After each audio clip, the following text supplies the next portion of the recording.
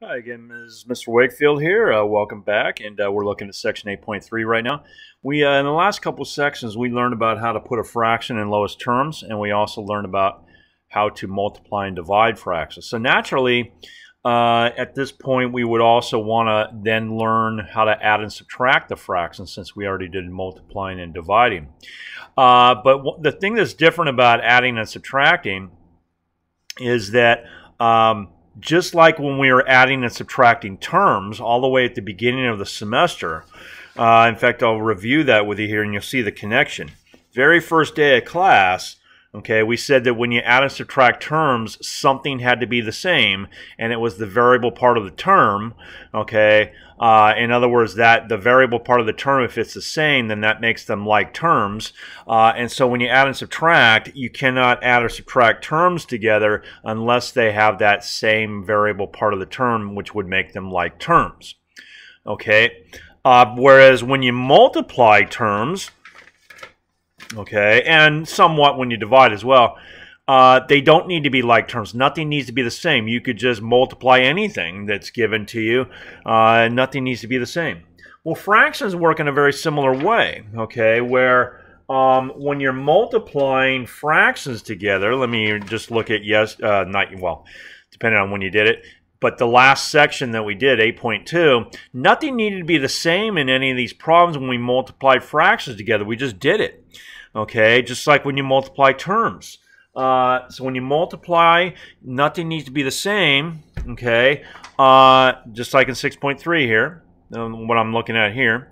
But when you add and subtract, something does need to be the same with terms, and same thing with fractions. Fractions also have that same rule where something needs to be the same. What is that something? Okay, that something is the denominator, all right? And we'll talk about that more in 8.4. That's when we're actually going to get into adding and subtracting fractions. So just like the variable part of the terms need to be the same when you add and subtract terms, the denominator needs to be the same when you add and subtract fractions. Otherwise, you cannot add them or subtract them together. Okay, so we're going to dedicate this whole section right here just to learn how to find what we call the least common denominator. Okay, you don't just want to use any denominator in order to make your denominators the same when you add and subtract. You need it to be the least common denominator because, again, like I've said before, when you add and subtract fractions, just like when you multiply and divide, the answer needs to be in lowest terms. And so if you just use any denominator that's not the least common denominator, then you're going to run into a problem trying to get the answer in lowest terms at the end a lot of the time. So you want it to be the least common denominator. So let's learn about how to find that. But one more thing before I talk about that. What is the least common denominator in terms of things we've learned in the past? It is the least common multiple of all of your denominators that you have. Now, down here in these problems, I know you don't see any denominators here, but I just thought it was kind of pointless since we're not actually dealing with the entire fraction yet until the next section when we add and subtract them. I thought it was kind of pointless to write an entire fraction here for each one of these. And so I want you to pretend that each one of these things that we have here, 6p to the 4th and 10p to the 9th, these two terms here, these two denominators, the parts that are separated by the word and the commas here as well, all those things, I want you to pretend that those are denominators, okay? Those are denominators. So we got two denominators here. I got two denominators here. Down here in this problem, I've got three because they're separated by the commas and the word and. 1, 2, 3 denominators total. I want you to pretend like those are denominators, and then we need to find the least common denominator. And then that will help us add and subtract fractions in the next section, now that we'll know that at the end of this section. All right, so we'll get into more about what least common multiple means again in case you don't remember that. That's what we're looking for here is the least common denominator. Okay, now, just like in the last couple sections, if each one of your denominators is just a single term, you don't have any multiple term denominators like you do in part C and part D and even part E here where one of them is, multiple terms here, two terms right here, C minus 2. If each one of your denominators is a single term, then the way in which you do the problem for LCD is different and simpler, in fact, than when it has more than one term in your denominators, just like in the last couple of sections, all right? In the last couple of sections, we saw problems where if you just had a single term, okay, on, say, for example, if you had just a single term on the top and bottom of your fractions, we just jumped right in. We could actually skip steps. It's a shorter problem, but we treated it differently is my point, okay, compared to when your denominators and numerators have more than one term. That same idea applies here, where if each denominator is a single term, we do it different, and it's a little bit simpler. Let's go over that. If each one of your denominators is a single term, here's what you do. It's going to kind of feel a little bit like it's a GCF problem, but it's definitely different in a lot of ways. But it is similar to a GCF problem in that you first of all want to look at the 6 and the 10, the coefficients first, and then we'll look at the variables after that. But it's what you do with the coefficients and the variables that's different than GCF, very much different. Okay, what you got to do is you got to first of all find the least common multiple of the coefficients. Okay, what are those coefficients? Is 6 and 10, right? So how do you do that? You take the 6 and the 10 and you write out multiples of those until you find the smallest one that's common. What do multiples look like? Well, multiples are 6 times 1, 6 times 2, 6 times 3, 6 times 4, and it just goes on forever like that. But you just have to keep on going until you find the smallest common one. Since you're looking for the smallest common one, okay, you just have to make your list big enough until you find it, until you find that smallest common one. So I'm going to stop here at 30. If I have to go past 30 in order to find this answer, I will. But I'll start doing the list for 10 here. And you'll see here 10 times 1, 10 times 2, 10 times 3, 10 times 4, 10 times 5, and so on, so on, so on. Eventually, you get to a number that's on both lists, right? 30. 30 is on both lists. Just double check to make sure that there's no smaller numbers that are on both lists. And you can see that there's not. 30 is the smallest number that's on both of the lists. So that's going to be part of your answer.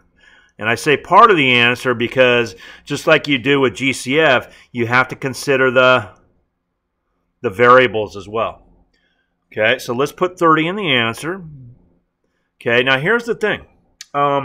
With GCF, we always took the smallest exponent, right? Well, with LCD, we do the opposite. We take the biggest one. Okay, just like factor, like if I said, hey, find the factors of 10, those numbers are smaller than 10. 1 and 10, 2 and 5, and stuff like that, right? Well, what are the multiples of 10? As we can see here, they're bigger. And so it makes sense that since multiples are bigger things and factors are smaller things, that's the reason why when you're doing GCF, okay, greatest common factor, you would be looking for the smallest exponent. But since multiples are bigger things, we're looking for the biggest exponent of P. So P4 and P9, the biggest exponent is P9.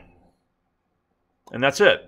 If there was another variable there, we would do that one as well. But since P is the only variable, we do that. And just make sure that it's 30 times P to the 9th. And you got to multiply the variable part by the coefficient answer, 30 right there.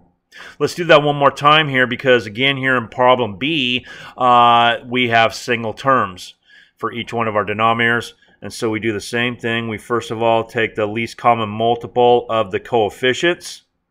Okay. So you do what? You do a list for 10. Okay, I'll stop right there. We may have to go further. 15, it's going to be what? Oh, wait, I can stop right there, right? Because 30, again, just a coincidence that it's 30 again, like the last problem. But 30 is the smallest number that's on both of the lists, again. All right? And so 30 then would go into the answer. And then what do you do? For see how there's 3 variables this time. 3 variables this time, A, B, and C. So you, again, just like with the P over here, you take the largest exponent of each different variable. Okay? So A4 and A to the first, a to the fourth would be in the answer. If this had been a GCF problem, you would have picked a to the first, wouldn't you have? But LCD, you pick a to the fourth. How about b to the second and b to the fourth? You got to do this for each variable. The biggest one is b to the fourth. Okay, now listen up here. This is definitely something that's different than GCF. If this had been a GCF problem right here, we would not put C in the answer. How come? The reason why is because there's no C at all here and there's C to the third here. So the smallest exponent would be no C at all. But with LCD, as you now know, we're looking for the largest exponent. So let me say that again. No C at all, C to the third. No C at all, C to the third. The biggest one is C to the third, right? So since you're looking for the biggest exponent, all right, if you have a variable that's not in all of the terms, like C is only in the second term but not the first one, all right, it's still going to go in the answer because we're looking for the biggest. So the fact that one of the terms doesn't have C in it, that doesn't matter. Because between no C at all and C to the third, the largest is C to the third. Okay, so that's definitely something that's different than GCF. Okay, so that's what you do if each one of your denominators is a single term. All right, we'll definitely see that again. All right, so that's why we learned it, okay, where all your denominators are single terms. But what happens when at least one of your denominators, or in this case both of them, are more than one term? Well, we take the same approach that we took in the last two sections, at least at the start of the problem anyway.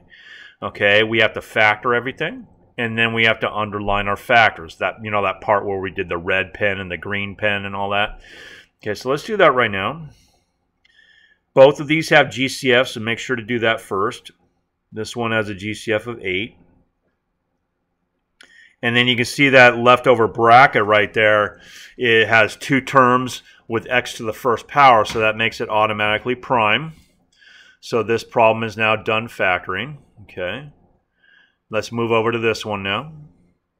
That has a GCF of 6, and we end up with the same bracket, which means it's prime again. Since it's the same bracket, it must be prime again. After we're done factoring, which we now are, we then identify our factors. Okay, the single term factors, all right, and the multiple term factors. Like we said before, if you have a denominator that has a single term times a bracket with two terms in it, okay, that's a green and a red. A single term factor, in other words, and a multiple term factor. Okay, same thing over here, a green and a red, a single term factor and a multiple term factor. Okay, so now how do you approach that? Well, it says up here in the directions that after you factor and identify your factors, in other words, you do the underlining here in step 2, it then says break it up into two parts here, kind of like what we did in the last two sections, where you look at the single term factors first. In other words, the green ones, if you prefer the coloring here. The green ones. And then in the last step, we look at the multiple term factors. Those are the red ones, okay? But first things first, let's look at the single term factors. Okay, and just like the last couple of sections, you're never going to mix together the greens and the reds. The greens are kept separate from the reds, and that's why these are two separate steps here, steps 3 and 4. So let's do the single term factors first. What you do is that if you have more than one green factor here, you take the least common multiple of it using the same exact method that I just learned here in problems A and B. So you take the 8 and the 6 off to the side, okay, and you figure out what the least common multiple of that is using the same method that we just did in problems A and B. Okay, so that means there's no variables here, so I just need to do the 8 and the 6. Just like I would do coefficients in the last couple problems, I make the list. 8, 16, 24, and so on. This one is 6, 12, 18, and 24. I don't need to go any further because 24 is the smallest number that's on both lists. Okay, you just need to make your list for each number. You just need to keep on making the list until you find that smallest common number, and then there's no need to go any further with the list. Okay, you've got what you need, which is the least common multiple here. Excuse me. So, in your LCD, step 3 is the part where you're going to put 24 into the answer, because 24 answers step 3 right here. It says find the least common multiple of 8 and 6, the single term factors. I did that, so put 24 into the answer. Now, let's read step 4 carefully. This one can be kind of a tricky one, but we'll talk about it a lot here in this video. It says list each, and this is the key word here, list each of the different multiple term factors. Don't just put both of the red ones in the answer. Okay? You need to put all of the different ones into the answer. There is an exception to that, which we'll talk about coming up, and don't worry, I'll talk about it carefully. But otherwise, you put all of the different red ones into the answer. Okay? Don't just put both of these in there, because see, these are both the same. We just want all the different ones into the answer when you get to the red part, the part with the multiple term factors. And so I'm just going to put the 3x minus 2 in there one time. I'm just going to put it in there one time because they just want you to put all the different ones in there. They don't want you to just put both red ones in there. If these now let me make this clear. If these two red ones had been different, if it had been like 3x minus 2 and say 2x plus 5 over here, then you would put both of the red ones in there because they're different. Okay, but because they're both the same, you only need to put it in there once because they only want you to put all the different ones in there one time each. One time each, okay? There's only one distinct red one, and so we just put it in there one time. All right? Again, there's an exception to that. Sometimes you will put it in there more than once, but again, I'll go over that carefully here.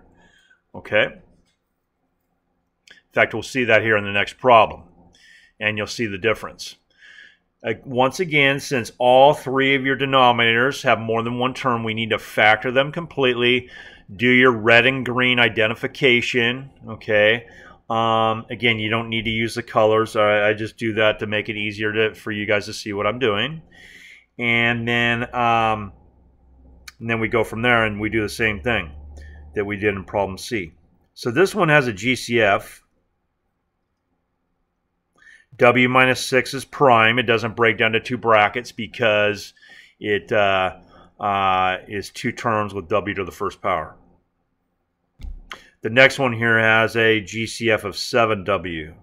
If I factor that out, I get W minus 4. Again, W minus 4 is prime because it's got 2 terms with W to the first power. And finally, this looks like a Berry method problem here. The GCF is 1, so I don't need to do that step. Okay, 1 times 16 is 16. And the two numbers that equal -8 when you add them are -4 and -4. And so it's going to be W minus 4, W minus 4. And you don't need to do the last step of the Berry method in this case because both of those brackets there have a GCF of 1. And so you don't need to pull out the GCF like we oftentimes do with the Berry method. So we're done factoring. I now identify my single term factors, okay, and my multiple term factors. So this one is a green and a red. This one is also a green and a red because of the fact that, again, when you have just a single term times a bracket with the 2 terms in it, that is a green and a red. This last one, though, as we've seen a number of times in the last couple of sections, when you got 2 brackets like that, they're both red because they both have more than one term in it. That makes them red. Okay, just like in the last problem, the next step after you identify your greens and your reds there is to take your green ones and figure out the LCD using the same method we did up here in problems A and B. So let me write that down off to the side. LCM of W and 7W. Those are the 2 green ones right there, right? How do we do that? Well, remember that you got to do the coefficients first. since we have variables here, we got to do that separately. So 1 and 7, what's the least common multiple of 1 and 7? Remember, there's a 1 in front of this W right here when it's invisible like that. 1 times 1, 1 times 2, 1 times 3, 1 times 4. Eventually, it goes all the way up to 7. And then 7 times 1, 7 times 2, and so on. What's the smallest number that's on both lists? 7. Just a little shortcut for you guys. Whenever you have two coefficients and one of them is equal to 1, the other one is automatically going to be the least common multiple every time, because the one is always going to end up being equal to it when you make the list here. Remember, you take the original number, you go times 1, times 2, times 3, times 4, times 5, and you keep on going with the list. All right, eventually it's going to catch up to that other number. All right, and that other number is always going to be on its own list as well, so that's going to be the smallest one every time. Okay? So 7 goes in the answer. Also, you got to do the variables here. W to the first and W to the first. What's the biggest exponent between those two? Well, obviously, it's going to be W to the first, okay, because both of the exponents are the same, so the biggest one is also that same thing. All right? So that's what you put in there. Okay. Coefficient part was 7, and then the W to the first. So just like with the 24 over here in this last problem, once you figure out the least common multiple of the green parts, you put that in the answer, and then you do the red part after that. Okay, we now have 4 red ones, right? 4 red ones. I said to put all of the different ones in there, right? Okay. There is 4 total red ones, right? But there's only 2 different ones, because 3 of them are the same. W minus 4 appears 3 times here. So we put those 2 different ones in there. There's one exception to that. This is kind of rare, but it does happen. Okay. The only time that you would put one of the red ones in there more than once is if it appears more than once in the same denominator. Okay. See how W minus 4 appears twice in the same denominator right here? Okay. It appears twice here.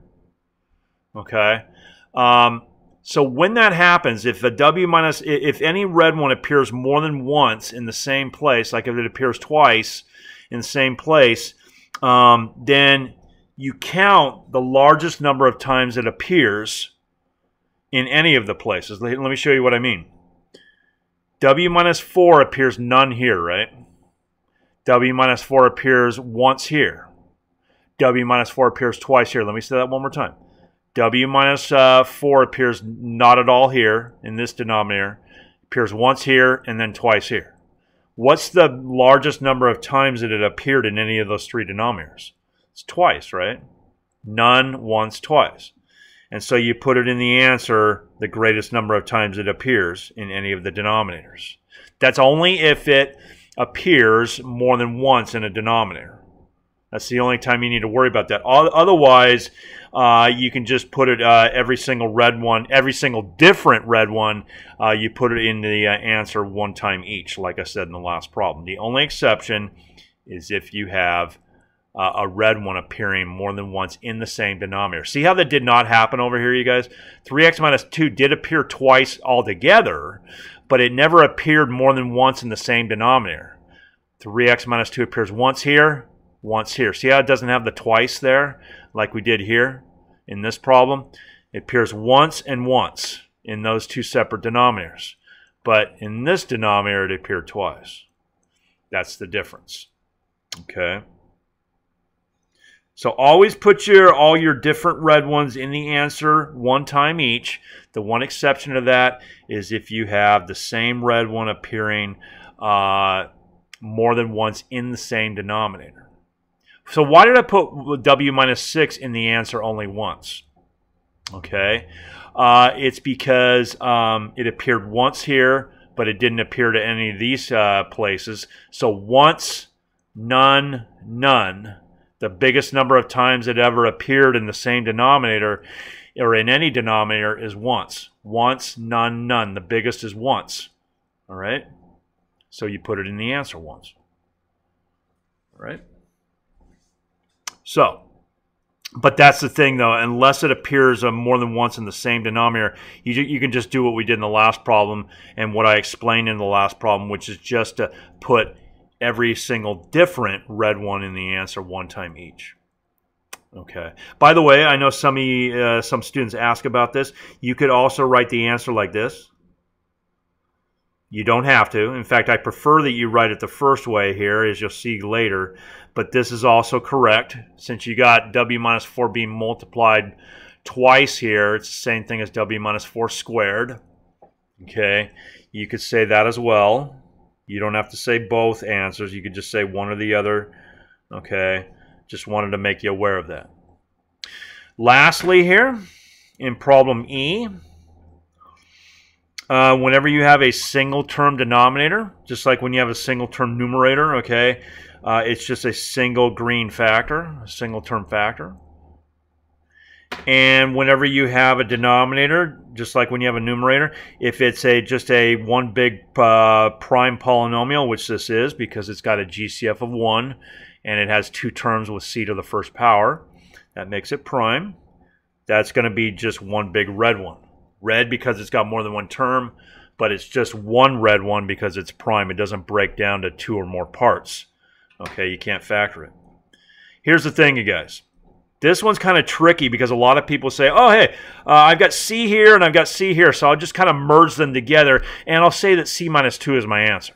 No, that's not correct. The reason why that's not correct is because, remember, the greens and the reds have to be done completely separately, and as you can see here in the last two problems, you multiply the green part by each of the red parts separately, all right? You don't in other words, this 7W doesn't somehow merge into the other three brackets here. It stays separate out here being multiplied by those brackets.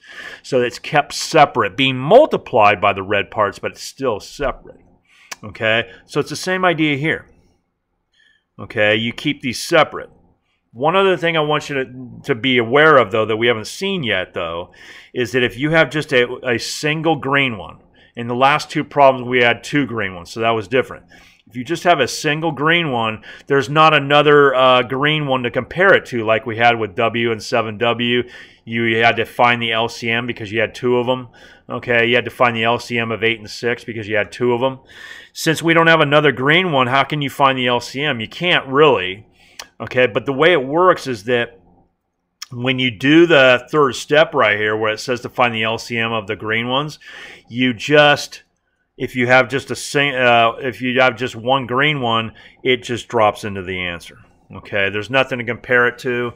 Okay, it just is the entire answer there for step 3 because there's nothing else to compare it to. Okay, so if you have just a single green one, it just goes right into the answer. You don't need to do any work there.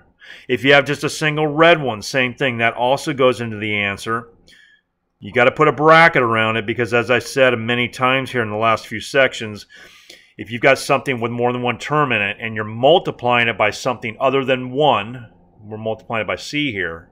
Remember, we got to multiply the green part by the red parts like we saw over here, right? 7W is the green part, and then the red parts here. 7W times the red parts. Same thing here. C times the red part. C times the C minus 2. So you got to put a bracket around that because it has to be multiplied by the C. Okay, and it has more than one term in it.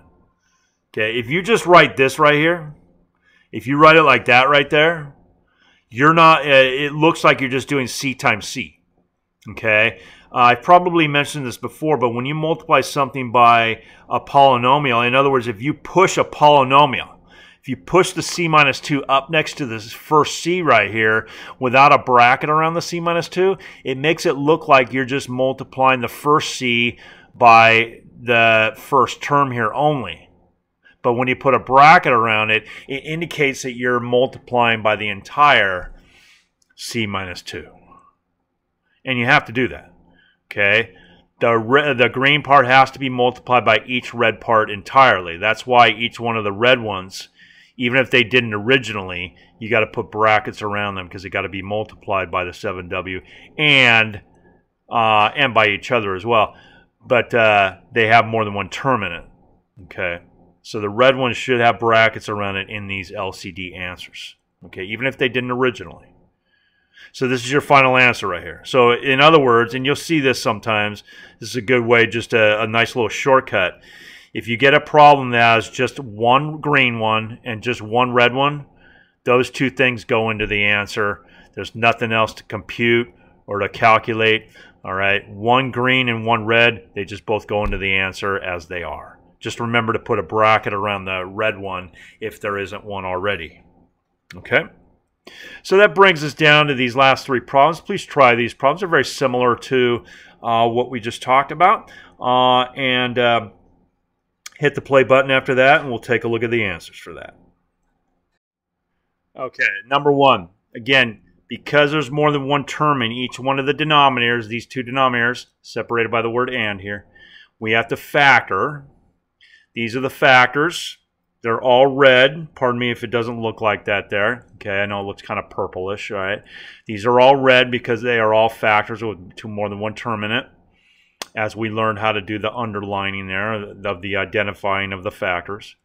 Since they're all red, this is the first time we've seen this, you can skip the green step, okay? You can skip step 3 of the 4 steps at the top of the page because there's no green ones to do, okay?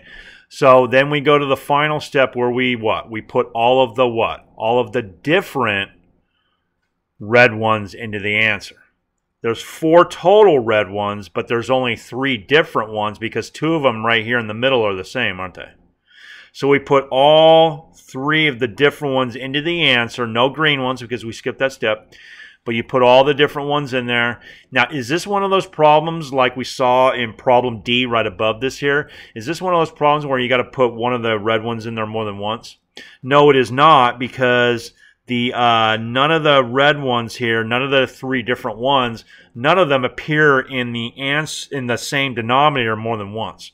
Again, you can see that x minus 4 appears in the entire problem twice, but it doesn't appear more than once in the same place. It appears in this denominator once, and it appears in this denominator once. It never appears more than once in the same denominator. That's when you got to put it in the answer more than once. Okay? But since x minus 4, along with the other 2 brackets, none of them appear in any of the denominators more than one time. Okay? And so they just all go into the answer one time each. By the way, it does not matter what order you put these brackets in because they're all being multiplied together. And when you got 3 things being multiplied together, it's the same answer no matter what order you put those 3 things in. So in this case, the 3 brackets can be put in any order. Okay, number 2. Very similar. Well, actually, it's slightly different here. Once again, at the beginning, though, it looks the same, where we have 4 total red ones after you do your factoring and identifying your factors. Yes, these are all red. Okay. This time, however, there's only 2 different ones because the x minus 4 appears what? It appears 3 times. Okay, so there's only 2 different ones, x minus 4 and x plus 7. There's no other types of brackets besides those 2.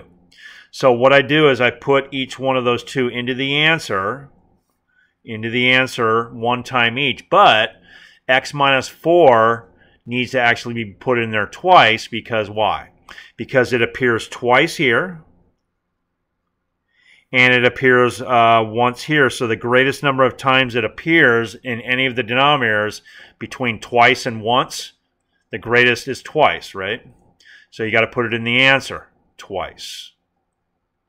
X plus 7 is different because that appears only once here and none here. So it doesn't have that thing where it appears twice in the same place. So again, all your red ones go into the answer one time each, unless, the one exception here, unless they appear more than once in the same denominator. Okay, so if you have once and twice is the largest number of times it appears in the same denominator, just like in problem D, then we put it in the answer twice. So just like we did W minus 4 in problem D, we now have X minus 4 twice in problem number 2. By the way, you could also write the answer like this. I'm doing the same thing I did in problem D. This is completely optional. You don't have to write it this way. In fact, I recommend you write it this way up here, that the way I already wrote it. But you could write it either one of these two ways here. Again, x minus 4 squared, because there's two x minus 4s being multiplied together. Just like if you have 5 squared, that's the same thing as 5 times 5. If you have x minus 4 being multiplied together twice, just like 5 being multiplied together twice is 5 squared, all right? It means that x minus 4 is being squared. Again, completely optional there to write this last part, though. Don't need to do that. Last problem here. We factor. This is going to look very similar to problem C. You factor out the GCF from both of those, and what happens is that both of the brackets that you get are prime because they both have two terms with x to the first power. Two terms, variable to the first power in a bracket, as long as you're not on the last step of the Berry method where you still got to do the GCF part. With the exception of that, okay, those types of brackets are going to be prime. Two terms, x to the first power. So we're done factoring. We've got our reds and greens. What do? We take the least common multiple of the green ones first. Why is it equal to 10? It's because for 5, I got 5, 10, 15, 20, right? And so on. For 10, I've got 10, 20, 30.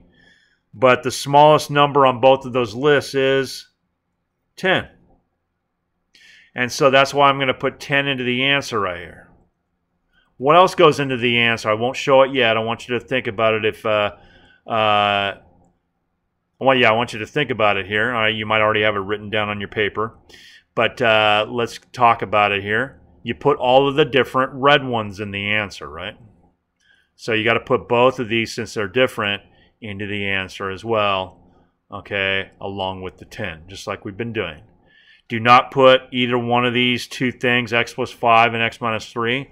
Do not put either one of them into the answer more than once, because neither one of them appears more than once in the same place, like it did in the last problem with the x minus 4. Okay. So that concludes LCD. Now that we know how to calculate an LCD, that will then help us in the next section to be able to add and subtract fractions. Okay, so I'll see you back for that particular video where we learn that in section 8.4. Let me know if you have any questions in the meantime about LCD, and you have a good day.